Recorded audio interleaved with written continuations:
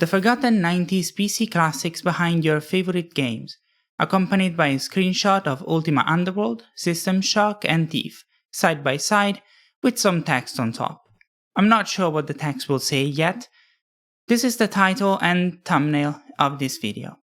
Ultima Underworld, System Shock, and Thief are, of course, a first-person dungeon crawler, a sci-fi first-person dungeon crawler, and a first-person stealth game.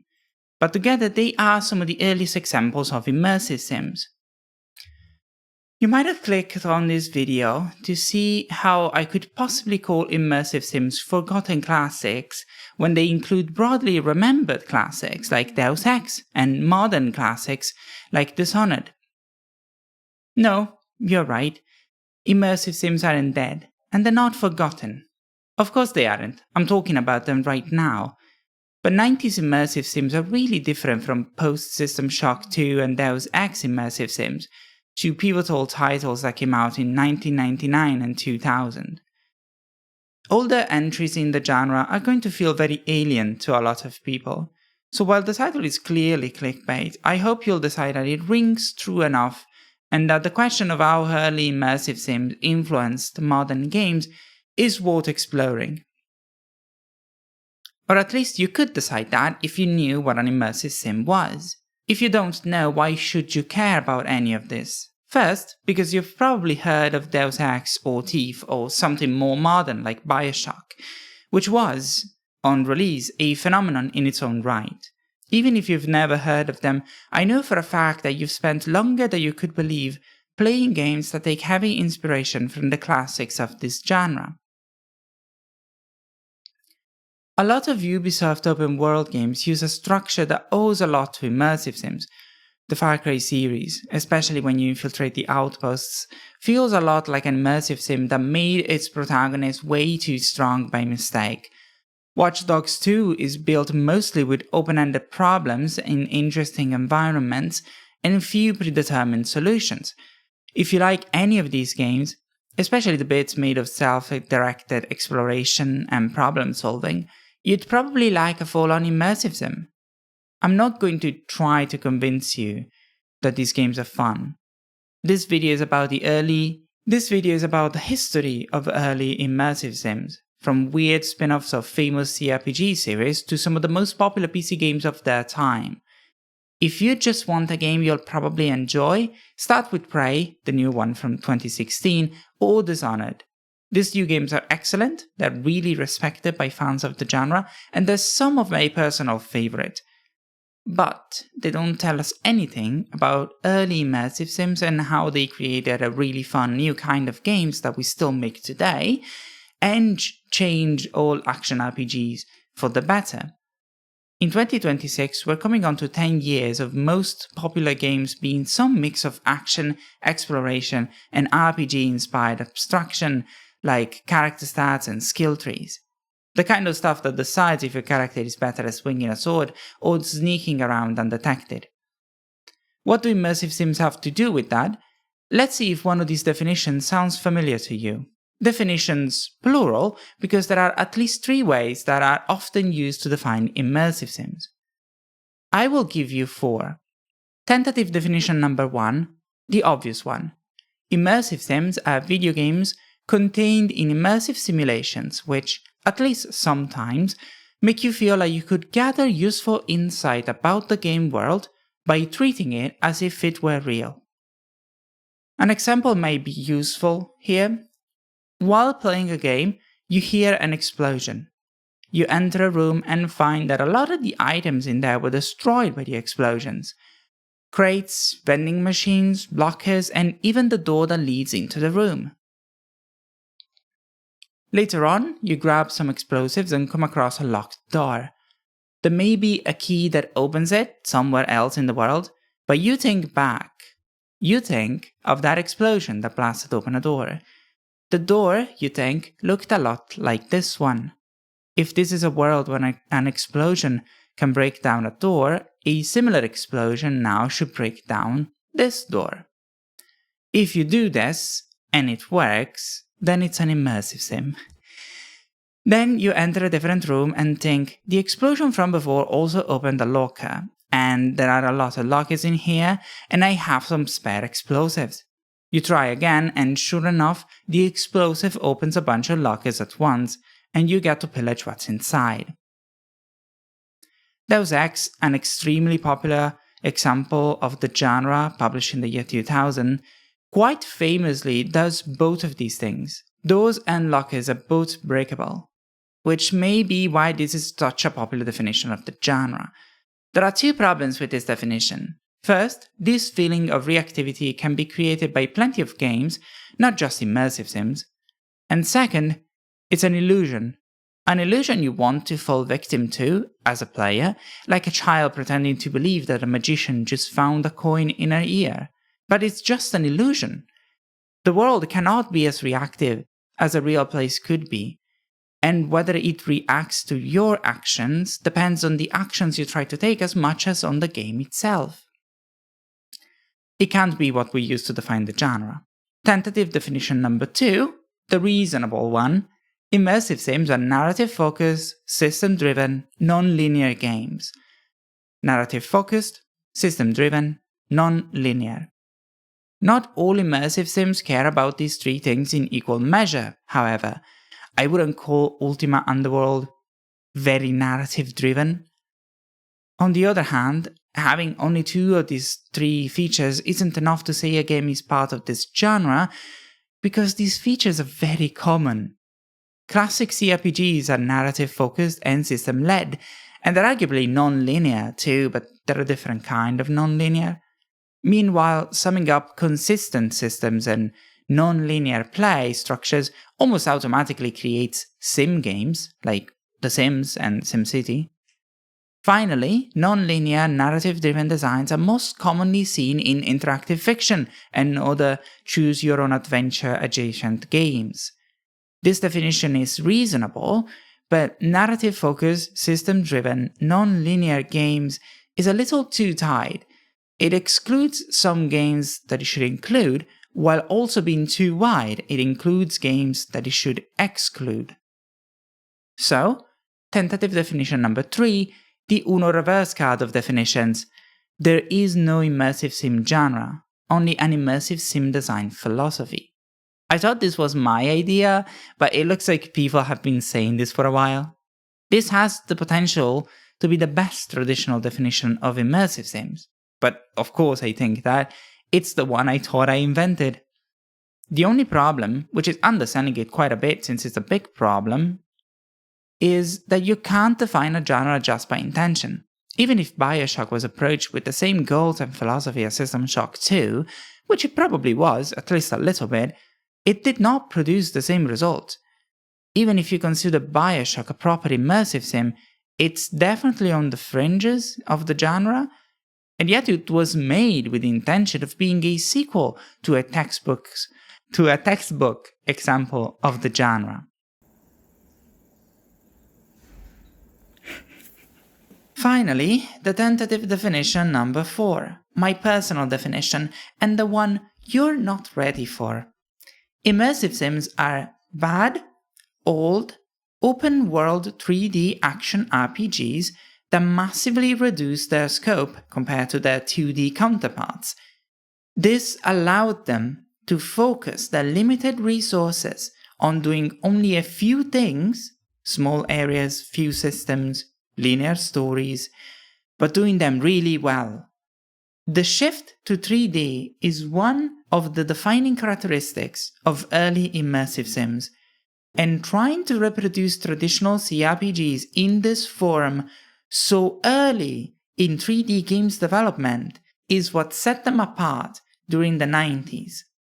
Emergent gameplay and multiple solutions to a small set of problems came soon in the life of the genre, but I don't think they were intentional design. They were the consequence of the compromises that had to be made to just finish the game. Of course, Ultima Underworld has multiple solutions to a small set of problems, and of course it doesn't have builds as complicated as traditional CRPGs. Imagine doing complex branching quests and having different systems for armor tiers, weapon proficiencies, multiple forms of spell casting, all while trying to make the first 3D game of its kind. But, just as we established, you're not ready for that. We have to take the long way around, visiting 90s immersive sims one by one, year by year, until you're convinced. Look at what you're making me do. Set in the Stygian Abyss but featuring no Styx River, Ultima Underworld 1992 is not much to look at, nor is its world sustained primarily by systems, except perhaps in the ways that a role-playing game of its time would be. The same could be said of the sequel, Ultima Underworld 2, Labyrinth of Worlds 1994. What these games have instead is the spirit that would power the development of the genre. As Paul Neurath told to computerandvideogames.com in 2002, a full 10 years after the release of the game, I should point out, quote, "The concept for Underworld first came up in 1989 after I had finished a game called Space Rogue for Origin. Space Rogue took the first tentative steps in exploring a blend of RPG and simulation elements, and this seemed to me a promising direction. However, I didn't like the jarring way the Space Rogue took the player from the simulation of flying around, which was done in 3D, to the RPG play, which was done with traditional top-down tile graphics." When he says simulational elements, he's talking about 3D, not necessarily about emergent gameplay. An early demo for Ultima Underworld illustrates the stark difference between the allure of this new, hyper-immersive, all 3D genre and the reality of what you could ask a computer program to do in 1992. Or even earlier, actually. According to Sword and Circuitry, an important early resource on CRPG history, Paul Neurath wanted a demo with, quote, "goblins on the prows of rowboats tossed in the waves, shooting arrows at the player above, on a rope bridge swinging in the wind." What was shown in a demo at CES 1990 was a basic first-person exploration of a 3D space, interrupted by a goblin that would swing a stick at the player. It lasted about 30 seconds and was much simpler than the initial idea, but it was well received. Plus, it was just a demo, one that I assume didn't take too long to make once the engine was ready. As the genre would learn and relearn many times in the following decades, a little goes a long way. Especially if a little is all you have time to do if you want to actually get the game on the market. Anyway, we spent way too long on Ultima Underworlds. Thankfully, 1994's System Shock is basically Ultima Underworld in space, down to the mode of interaction and the tech being used. Not the in-world tech, Ultima is a medieval-ish fantasy, and this is a cyberpunk game. It's set in space. Like in Ultima, the world may be viewed in first person, but the feeling is not exactly that of being the character, of experiencing the world as if you were there, even if the game can be immersive at times. Using and moving items, interacting with the environment and the characters, even rotating the protagonist's view to explore every angle of a room. These should be simple actions, but they're achieved with the smoothness of operating a mid-90s, not quite personal computer. To grab a key from the ground and put it in your inventory, you have to bring up the held items virtual container like a folder on a desktop. Then you need to drag the view so that it faces the key, and then you have to drag the key from the world folder to the inventory folder, again with your mouse. Mouse look, which keeps the pointer in the center of the screen and links mouse movement to the direction of the protagonist's sight, is relegated to a relatively recent mod for System Shock 1. Other first-person games of the time, like 1994's Marathon, included support for mouse look, but System Shock's priorities were elsewhere. Of all the things you can click on in System Shock, in the world and on your character sheets, two are most important for the future of the genre: the modifications and the switches. Is this the first game where you click on a switch to turn on the lights? Probably not. But it's neat that you have to do it. Doors don't always open for you either, and taking the elevator feels like taking advantage of a feature of the environment to move around, rather than a level select screen, which is what it would have been in any other game of this time. The other important system is modifications, which bridges the gap between the runes-based magic of Ultima Underworld and the character progression found in many modern immersive sims, and a lot of regular RPGs and action RPGs. No one would have batted an eye if System Shock had included a simple, non-diegetic map. Instead, we have the Navigation and Mapping Unit, a physical component of the protagonist's cybernetically augmented body, which the UI surrounding their eyesight can be turned into, displaying a map. Your view of the outside world is normally cluttered by these enhancements, which include the media player for listening to audio logs, another one of System Shock's inventions as far as I know, and even a biological systems monitor. Your health bar. Wild, right? But we have to move on. On to grayer pastures with 1995's The Elder Scrolls Arena, which actually came out in 1994 and isn't an immersive sim, but Arena is important. It's one of the first games to marry 3D environment to sprawling maps representative of the entire game world, plus some smaller maps for dungeons and the likes, with simulationist RPG elements like character stats. It has diseases that can hit the protagonist and become lethal during an especially long automated trip, which is how Arena interprets fast travel. It's easy now to see immersive sims as a weird niche of CRPGs focused more on player freedom and emergent gameplay than on role-playing and story. But Arena reminds us that the two genres develop simultaneously and used to inspire each other. It's easy to imagine Arena's first-person role-playing being inspired by Ultima Underworld, just as the elaborate dialogue trees of Fallout and Baldur's Gate would have been the blueprint for those found later in Deus Ex. 1996 Strife is another game that tries to marry first-person action exploration and RPGs. It is certainly one of the first RPG FPS hybrids. It has dialogue trees and large maps created using the Doom engine, which is made for labyrinths and arenas, and not semi-realistic representation of peaceful locations. Strife is obviously not an immersive sim, but it makes a good contrast to System Shock and the then upcoming System Shock 2 and Deus Ex, as well as the older Ultima Underworld 1 and 2. The difference is night and day. Early immersive sims were incredibly skilled at creating believable 3D environments, especially considering their limited tools and the need to work within the boundaries of already established genres. Strife is not, and that's why pretty much every narrative-driven shooter of the 2000s follows either Deus Ex, Half-Life, or Call of Duty, and not Strife. You know what else is not an immersive sim? Riven, the sequel to Myst, actual name from 1997. Why is Riven here then? Because we haven't talked about any adventure games yet.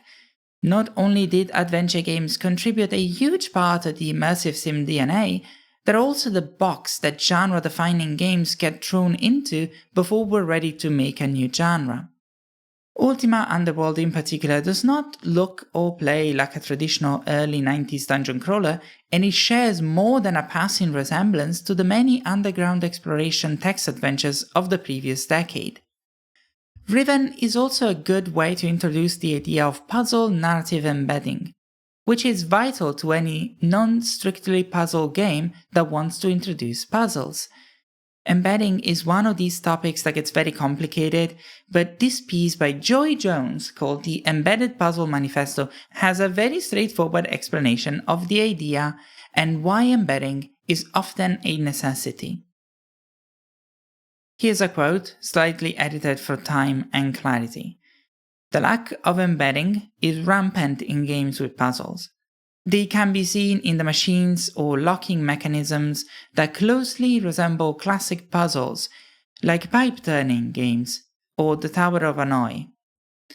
These aspects take the player out of the fiction and force them to experience the game as a puzzle put there by the game's creator. Embedding a puzzle is about making the difficulty that faces the player believable in the setting, while not being boring or trivial. What I find even more compelling to immersive sims are Jones' steps to make puzzles cohere with the narrative. These are, quote, Step 1. Bound the actions available to the protagonist's motivations. Step 2. Embed puzzles in the setting of the game. Step 3. Contain solutions in the setting of the game. Step 4. Ensure that the intended player experience is the one that you are enabling. Riven is a great example of this, especially if you compare it with Myst. You literally spawn with a book in your inventory telling you what to do and why you have to do that. The second book, which you'll probably find within a couple of hours from the start of the game, hints at the function of certain objects and the importance of the number 5, which you need for some puzzles. No puzzle requires outside knowledge, and at no time do you have to play a sliding square puzzle on a 4x4 grid and are supposed to buy that this is what locks look like in this world. Riven isn't perfect, and I kind of hate it at times. I hate it most of the time, honestly, but I respect it too. There you go, now you know what embedding is, and you didn't even need to play Riven. You know what you could play instead? 1998's Thief, The Dark Project. Thief is a weird one. On the one hand, it's a Looking Glass studio game, and it came out between System Shock 1 and 2.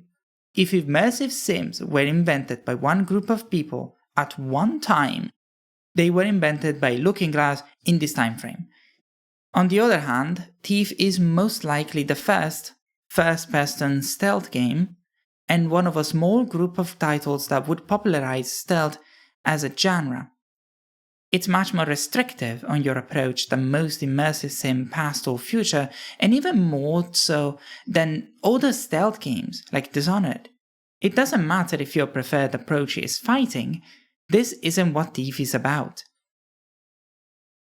I was going to quote a GDC talk from Paul Neurath now. It was about Deus Ex, and I wanted to quote a moment which Neurath mentions playing a pre-release version of Thief and realizing a couple of things that would become core to the design of Deus Ex, which he would direct a couple of years later. I'm not sure if that talk exists. It was either pulled down the internet and I can't find any mention of it anywhere, or it was not a talk but an interview or a podcast, or maybe it was a talk at a lesser known convention. So you're just gonna have to trust me on this one. I'm sure I haven't made up this whole thing, but I can't tell you what it's from either. I couldn't find it. If one of you happens to know what I'm talking about, please tell us. I would love to rewatch that talk actually. In this hypothetical talk, Neurath plays a pre-release version of Thief, or he talks about having played a pre-release version of Thief, and gets frustrated with how weak his character is. He's not great at sneaking around. But after sticking with the game for a while, he realizes that the reason his character is so physically weak is that if he wasn't very vulnerable in combat, he wouldn't sneak, which is the point of the game. If you're weaker than your opponent, you don't want to get into combat, so you try not to take the easy way in, which would require combat. The titular thief in Thief doesn't get to go in by the main door, so he has to look at the map and think of where a window could be, consider how he could use his tools to take a guard out, maybe distract them long enough. Paul Neurath goes on to say during this talk that may or may not exist, that this is also the moment he decided that Deus Ex would give the player the liberty to choose their approach. If they want to fight, they might have to make some compromises, like preparing ambushes. The protagonist in Deus Ex is still very vulnerable, but they won't be forced to sneak. There won't be just one approach the game more or less forces you to adopt. To be fair to Thief, you do get to choose a whole lot about your approach. Each mission starts with the player looking at a map of the area, a map that is almost certainly incomplete, that doesn't track enemy position or the precise location of your objective, and more importantly, it doesn't tell you where you are on the map. This, plus the fact that you're forced to treat the world as if it were real, to guess where you could sneak in from and where you should go, where your objective and the item you have to steal could be located, which doors should be locked, considering the time of day and the situation, and how you could unlock the ones that are closed. All of this marks it as an immersive sim.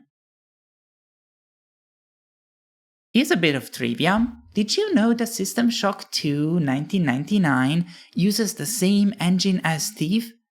It reuses a lot of the animations too, and I've seen people claim that it has the same lighting and set system. System Shock 2 1999 is also the last and best immersive sim of the 90s, even if I personally prefer Thief 2. I could spend a long time talking about System Shock 2, but then you could get the idea of actually playing it. And you could. It is still an excellent game. And that's why we don't need to cover it. It's basically a modern immersive sim. We're done. The genre has arrived more or less where it's at now. What's missing are a bit of quality of life improvements and over 25 years of computer technology. With the arrival of System Shock 2, immersive sim were pulling into the station, so to say. Deus Ex would push the train in the last few meters and open the doors to its passenger, and for that, it would be the more famous or more fondly remember of the classic immersive sims. It doesn't make a lot of sense to talk about System Shock 2, is what I'm saying. It makes a lot of sense to talk about System Shock 1, the remake from 2023. I want to end by highlighting this remake for two reasons. The first is that it's really good and you should play it. The second is that it lets me point out just how much stuff was groundbreaking in the original, the 32 years old game System Shock, and how little it took to transpose all that into a modern title. And it does not feel out of place at all in a modern title.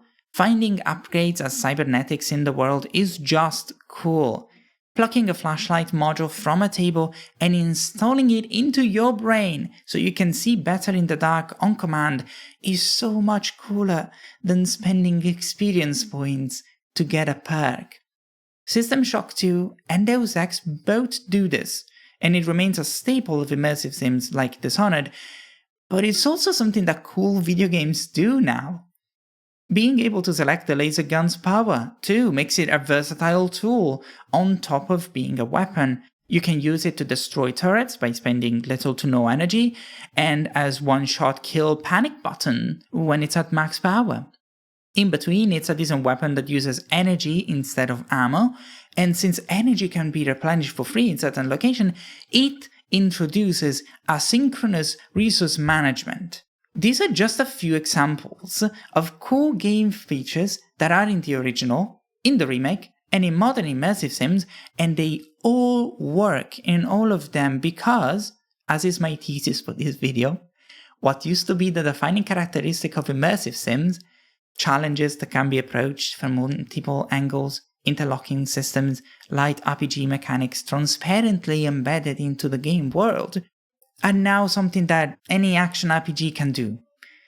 If Far Cry 7 came out and it had, say, audio logs, which are audio diary entries that you can pick up and listen to while you explore, no one would bat an eye.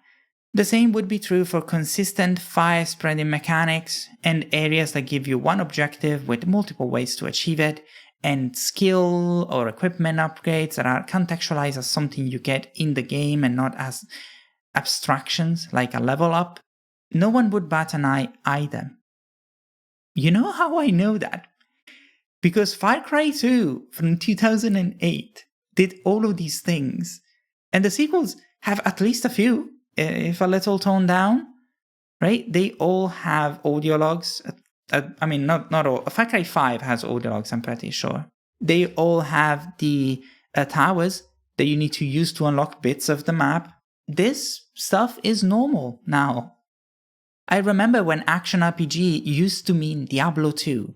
Now it means Diablo 2, though you would call that hack and slash probably to be more specific. But action RPG also means The Witcher 3, a really involved RPG played from the first person with some action, and Fallout 76, an online game about wandering and collecting loot, and Far Cry 3 and 4 and 5 and 6, I think, I haven't played 6, and it means Deus Ex, Human Revolution, and Prey, the new one, and more than half of these games do stuff that first appeared in a 3D small open world in Ultima Underworld, or System Shock, or Thief, or System Shock 2, or Deus Ex. Immersive sims are all around you, assuming you are currently surrounded by video games, in body or in spirit. Hopefully, I've helped you see a little more of that, and hopefully that's something you wanted. I hope you try one of these games. They're really good. I'm Diana, and this is your reminder to kiss your video games goodnight when you tuck them into bed. See you soon.